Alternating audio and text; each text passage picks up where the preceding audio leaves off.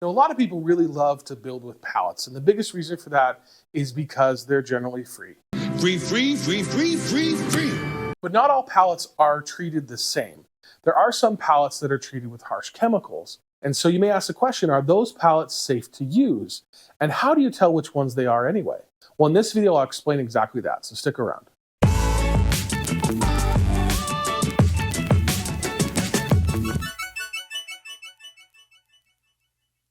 I made a video a while back talking all about the pros and cons of working with pallet wood. A lot of people found that video useful, and I'll leave a link in the description if you're interested in checking it out. One of the points that I made in that video was about how pallets are treated. Pallets travel all over the world, and there's a real danger of transmitting invasive insects, molds, and fungi from one place to another. In fact, here is a list of invasive species that have come to the US and other countries, some of them on shipping pallets. So pallets have to be treated to make sure that any invasive insect or other organisms are killed before they're shipped from one place to another. There are two ways that this happens. The first is to heat treat them. You can always tell that a pallet has been heat treated if it has the initials HT on its label.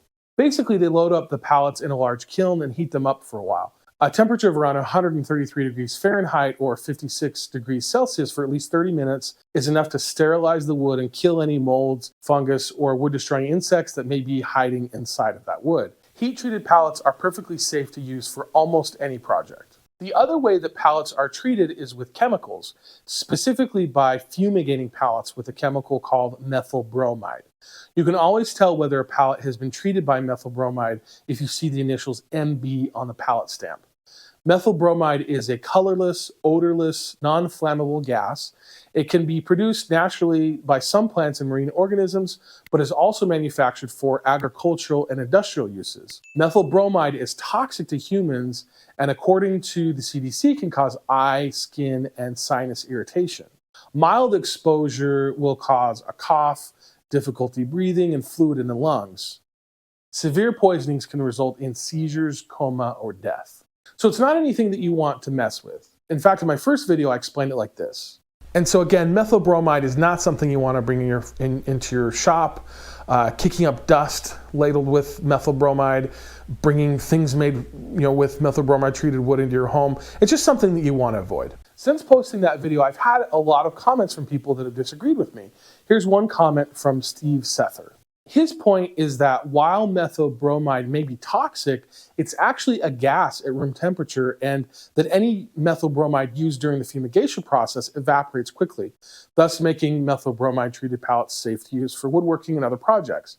Also in the comment, Steve mentions that methyl bromide is used to fumigate some fruits, and that is also true. Foods like strawberries or nuts that are shipped internationally are also treated with methyl bromide, again to make sure that we're not shipping invasive species from one place to another. So is he right that methyl bromide treated pallets are safe to use, or is this stuff dangerous? Methyl bromide does dissipate quickly. In fact, most studies show that methyl bromide gases off from pallet wood within 48 hours. But there is also evidence to suggest that trace amounts of methyl bromide are still left within the wood. Again, these may likely dissipate over time as well, but there is a possibility that some amount of the chemical may still be present in the pallet wood. Now, would it be in high enough concentrations to cause any negative health effects? Probably not. But here's the thing. Knowing how toxic methyl bromide can be, and also knowing that long-term exposure could cause cancers and other health problems, ask yourself, is it worth it? I personally don't think so, especially when you can find all sorts of other alternatives. Pallets are everywhere, and so you should have no trouble finding one that has not been treated with methyl bromide. The EPA is actually mandating that methyl bromide use be cut down, and the reason for that is because it settles in the atmosphere and damages the ozone layer. So in conclusion, methyl bromide is bad. Pallets treated with methyl bromide are probably fine, but are super easy to avoid, and so you probably should. Hey, one last thing before I go. If you do happen to work with pallets a lot, you know that the hardest part is taking them apart, mainly because of the nails that they use to build them. In fact, most people resort to just cutting off the wood entirely.